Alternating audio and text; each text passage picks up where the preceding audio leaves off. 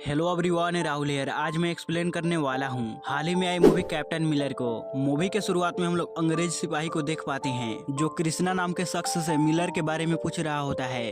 तो कृष्णा इन्हें मिलर की कहानी बताना शुरू करता है। गांव में ईसा का दोस्त ईसा को कहता है कि राजा साहब की बेटी यानी राजकुमारी शहर से वापस आई है, वहाँ आज मंदिर आने वाली है, चल इसे देख कर आते हैं। सुनने में आया है कि वहाँ काफी ज्यादा खूबसूरत है।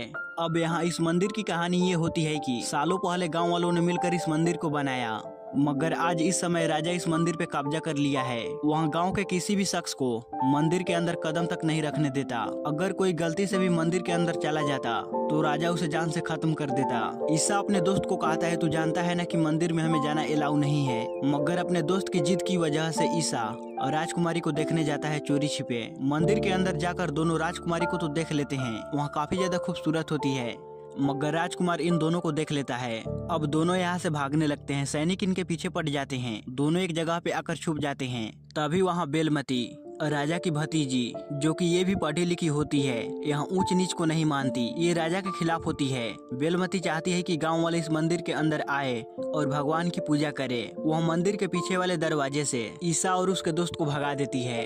गांव आकर ईसा का दोस्त राजकुमारी की ही सुंदरता के बारे में चर्चा कर रहा होता है। ईसा तो बस बेलमती की ख्यालों में ही खोया होता है।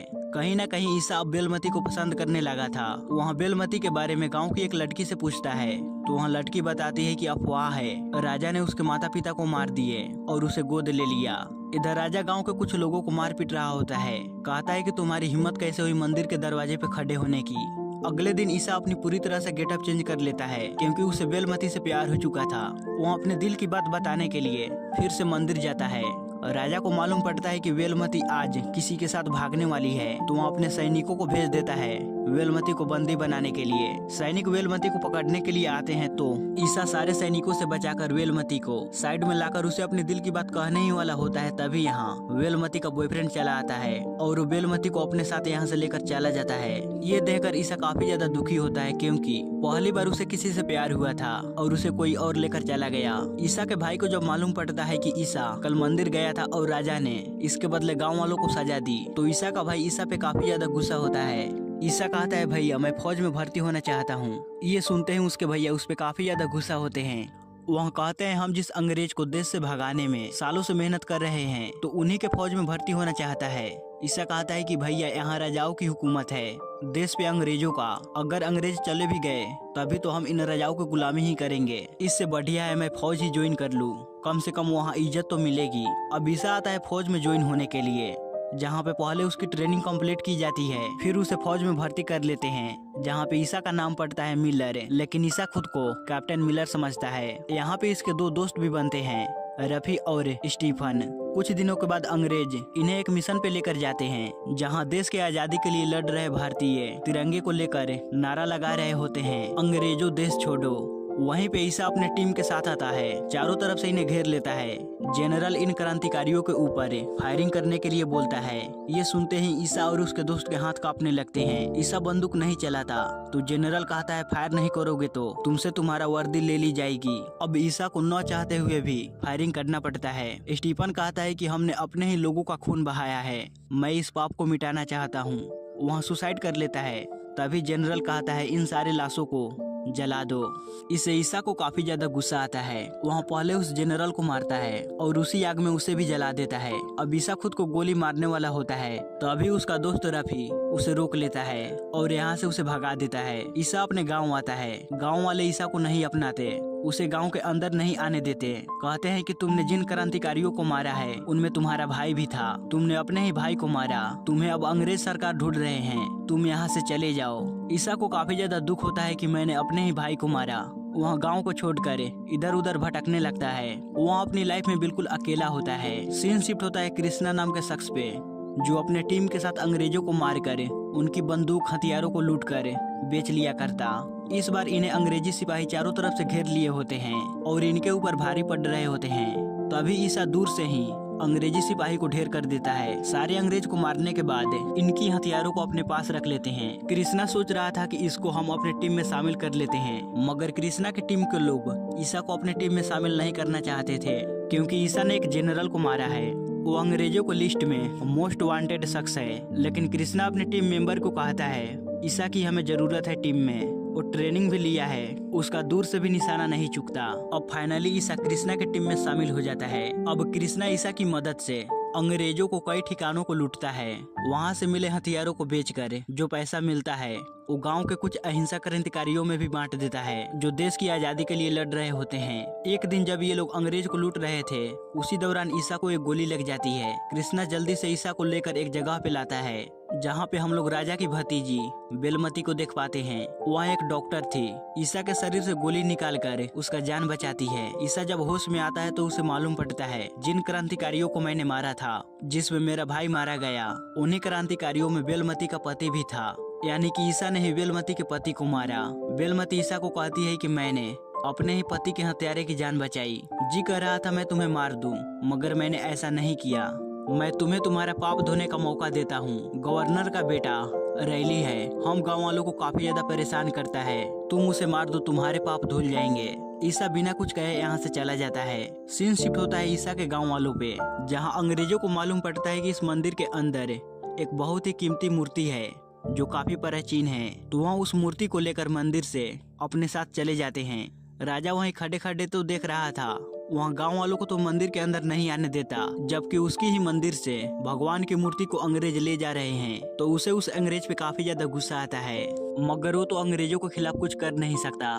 उसने मिलर यानी कि ईसा के बारे में बहुत सुना था कि वह अंग्रेजों को मारकर उसके हथियार को लूट लिया करता है। तो अब राजा चाहता है कि ईसा अंग्रेजों से मंदिर की मूर्ति को चुरा कर मुझे ला कर दे। राजा का बेटा राजकुमार ईसा के पास आता है, उसे कहता है कि हम लोग अंग्रेजों से तो नहीं जीत सकते, इसलिए तुम उस मूर्ति को चुरा कर हमें दो, हम इसके बदले तुम्हें मुंह मांगी कीमत देंगे। ईसा उस मूर्ति को चुराने के लिए मान जाता है। वो अपनी पूरी टीम के साथ तैयार होता है। अंग्रेज उस मूर्ति को यहाँ से दूसरी जगह ले जा रहे होते हैं। तभी रास्ते के दौरान ईसा अपने टीम के साथ उन पे अटैक कर देता है। ईसा अपने टीम के साथ सबको मार देता है। लास्ट में बचता है रैली, जो बेलमती के गाँव वालों को परेशान किया करता था ना, वहाँ ईसा को कहता है कि तुम मुझे छोड़ दो, मगर ईसा तो इसे पहले से ही ढूंढ रहा था। वहाँ रैली को वहीं पे मार देता है और मूर्ति को लेकर कृष्णा और उसके साथियों को धोखा देकर साइलोन चला जाता है। जब अंग्रेजों को मालूम पड़ता है कि किसी ने गवर्नर के बेटे को मारकर मूर्ति चुरा ले गया, तो वहाँ इस बारे में राजा से पूछते हैं कि कहीं इन सब के पीछे तुम्हारा हाथ तो नहीं है। राजा कहता है कि मंदिर के पास वाले गांव का एक लड़का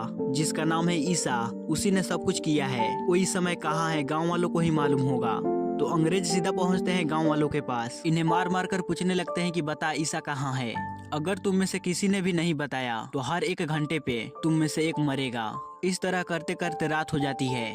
कृष्णा अपने लोगों के साथ यहाँ से अंग्रेजों को भगाने के लिए इन पर गोलियां चलाता है, मगर इसके सारे गोलियां खत्म हो जाते हैं। तो वहाँ गांव वालों को बचाने के लिए अंग्रेजों के हवाले खुद को सरेंडर कर देता है कि मुझे मालूम है कि ईसा कहाँ है। इसी सीन को हम लोगों ने मूवी के स्टार्टिंग में देखा था, जहां कृष्णा अंग्रेजों को ईसा के बारे में बता रहा था। ये सीन वही है। वहां कहता है कि ईसा साइलोन चला गया है। इधर हम लोग ईसा को देख पाते हैं, जो उस मूर्ति को संदूक से बाहर निकाल कर देखता है तो देखते ही रह जाता है। वहाँ अपने फ्लैशबैक को याद करता है, जहाँ वो गांव में अपने माँ के साथ रहता था। एक दिन उसके भाई काफी सालों के बाद घर आया, क्योंकि वो अंग्रेजों को देश से भगाने में लगे हुए थे। जैसे ही राजा को मालूम पड़ता है कि ईसा का भाई गांव आया है, तो वहाँ उसे पकड़ कर अंग्रेजों को हवाले करवाने के लिए अपने आदमियों को भेजता है, मगर ईसा का भाई इनके हाथ नहीं लगता। वह यहाँ से भाग निकलता है। इसी दौरान ईसा की माँ गिर जाती है, उनका सर एक पत्थर से टकरा जाता है। वह मरने के कगार पे आ जाती है, मगर मरने से पहले वह अपने बड़े बेटे को एक बार देखना चाहती थी। ईसा कहता है कि मैंने भैया के पास संदेशा भेज दिया है, वो आते ही होंगे।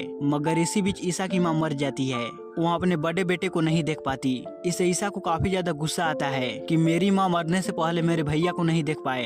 अब कहानी प्रेजेंट टाइम में आती है, जहाँ ईसा को पकड़ने के लिए अंग्रेज साइलोन आते हैं। यहाँ पर इन्हें मालूम पड़ता है कि ईसा यहाँ से काफी दूर चला गया है। इधर ईसा को जब मालूम पड़ता है कि अंग्रेज मेरी वजह से मेरे गाँव के लोगों को मार रहे हैं, तो वहाँ काफी सारे हथियारों और कुछ लोगों को लेकर अपने गांव पहुंचता है, जहां मौजूद अंग्रेजों को मारकर खत्म कर देता है। जनरल यहां से भाग निकलता है, मगर वो भी बुरी तरह जख्मी हो चुका होता है।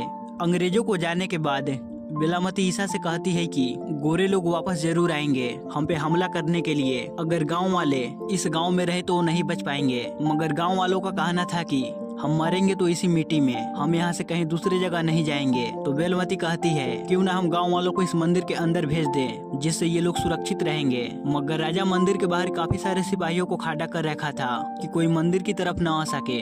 बेलामती कहती है कि मैं मंदिर के पीछे के दरवाजे के बारे में जानती हूँ। ईसा, अगर तुम सिपाहियों का ध्यान भटका सको तो मैं कुछ लोगों को लेकर मंदिर के अंदर चली जाऊंगी। फिर मैं मेन गेट को ओपन कर सारे गांव वालों को सुरक्षित मंदिर के अंदर ले आऊंगी। अब सिपाहियों का ध्यान भटकाने के लिए ईसा उनके सामने जाता है। उनमें राजकुमार भी मौजूद था। वह इस बार ईसा का खेल खत्म करना चाहता था। इधर बेलमती पीछे के दरवाजे से कुछ लोगों को लेकर मंदिर के अंदर चली जाती है, मगर उन्हें रोकने के लिए राजा आता है। तो इस बार बेलमती गांव वालों को बचाने के लिए राजा को शूट कर देती है, क्योंकि राजा जब तक जिंदा रहता तब तक कोई भी गांव का आदमी इस मंदिर के अंदर नहीं आता। इस तरफ ईसा भी इन सिपाहियों को ढेर कर देता है। लास्ट में बचता है राजकुमार। बेलमती मंदिर के दरवाजे को खोल देती है, जिससे सारे गांव वाले मंदिर के अंदर चले आते हैं। ये देखकर राजकुमार को काफी ज्यादा गुस्सा आता है। वहाँ चीखने चिल्लाने लगता है कि गांव वाले हमारे इस मंदिर के अंदर कैसे अपने कदम रख दिए।